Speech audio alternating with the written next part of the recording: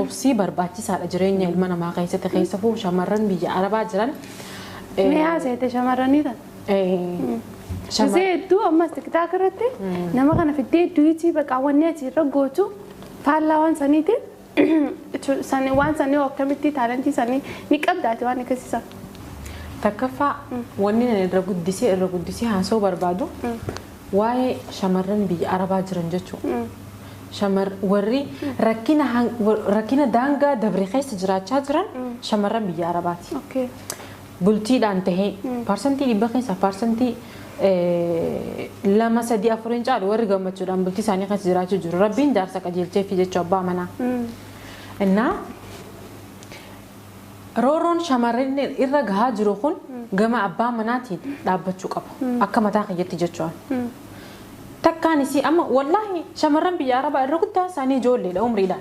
Umriin xixiqqoo. Wallaahi amma nama guddaa fakkaata yoo ilaalte. Umriin isaanii ijoollee beeku. Maaltu kana godhu jiru? Takkaffaa cinqii Arabootaati. Cinqii Arabootaatirraa galanii boqonnaa ijaaza inni wanni buunu kun nuti hafuura fudhachuuf si galee isaan gizee galanii hafuuraan fudhatan. Maaliif? Ni hiraaran. Wallaahi siin jaa. Haalaan hiraaran. Irra guddaa ta garaa qabduu jira. Ta osoo garaa qabduu hanga ji'a 8 fi cinaa dalayduu jira. Manuma Arabaa kana. Beeki taa'ii intala hafuura fudhadhu. Bakka ilmoon tunis ni miidhamti atis ni miidhamta. Taa'iin dalagini jechuun ni danda'a beeki. Abbaan manaa ni danda'a beeki. Ammoo kun nan naqatuu dandaasiitiidha bakka feetee garaa godhattee ana maalii nan naqatuu si galee. Ta osoo bochuu halkan kana imimmaan isii makaddaa bira kutee firaasha jiisuu jira. Dhalaan warri ani jakhiyaan arge jechuudha. Rooroon shamarran irra gahaa jiru hedduu. Ta dalagattee warra isaaniitiif gargaarsa ta'uu dadhabdee maallaqa gizee isiin mana kaayattee baatii dhuftuttiin deebi'ee jettee maallaqni mana hin jirre jira. Dhugaa rabbii dubbachuudhaaf si galee. Ta hayyee jaarsa kiyya hoo waan kana biyya nuu godhi jettee itti kannattee maqaa isaatiin biyyatti waan kana godhee yookaan mana taatus jaaree amantee jirti dhalaan gawwaadha. Dhalaan yoo nuti jaalala xiqqoo takka agarsiisan gawwaa nuti si galee godhee amata waa xiqqoo booda jaartii biraa dhoo isaan ta'e inni qabuu jira. Taanis raayis ilmoo dhalee taanis raayis ilmoo dhalee hurkaan kun tajaartii duraati. Yaa tara hoggaa isiin kara amma kun warra Kaayirootti osoo hin taane warra biyya biraa jiranidha. Biyya Araboota biraa. Maaliif nuti ni gallaan kun nurraa fagoo jira gara biyya ammaan taane. Waa biyya godhachuun harka dhibba keessaa parsantii 2-3 waa godhachuu jira malee dila sun daamiti. Innaa warra biyya biraatiif kun Saudii, Dubaay, Kuwait, Beirut kana Libnaan jechuudha. Warra naannoo kana jiraniif. Wanni isiin biyya godhattu kun jaartii tamiiti ilmoo tamiitu irra guddataadha. Hurkaan jechuun lachuu dhalaadha. Lachuu dhalaadha.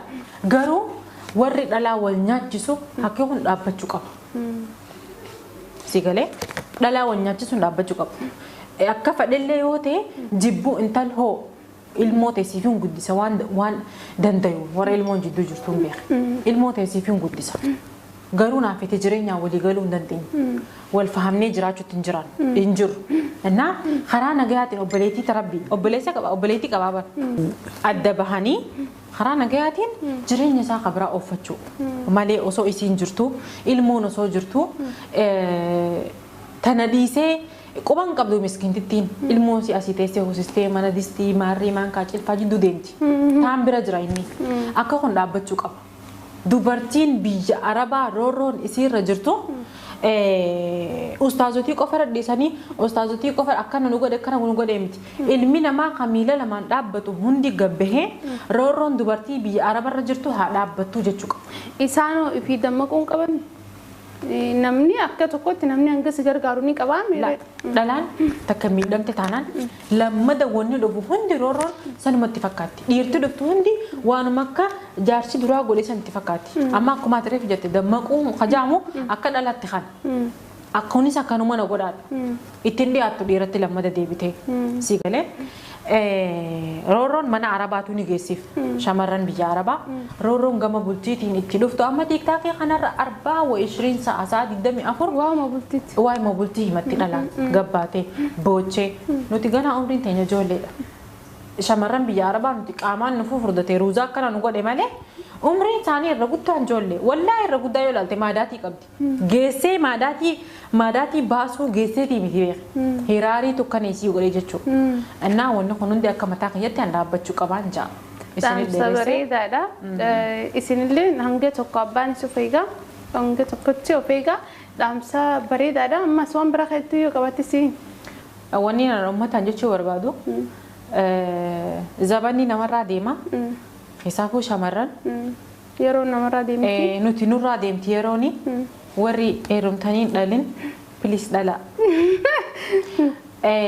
ilmoon ol si qabdi boru ilmoon ta'e akkasiin hin qaanfanne booda isaafuu shamarran saayiba si bira yoo dheedhe akkootii akkasiin hin janne ijoollummaan dhaluun bareeda saniin fudhala kaan sirraan dhaluu yeroon wal nu qixxaannee siin jedhu asi shawwatu jira guyyaan arraa kadabre kun umri irraa fuudhamaa deemu jira. Sanii fudhali ilmoota akka yeroodhaan siin qixxaattu godhi. Okay, hayyee kabajamtoota daawwattoota Forex Entertainment qophiin keenya cimdii irraa qabannee isaan gammattee hordofaa turtan kana hanga qophii biraatti walitti deebinutti nagaan nuuf tura.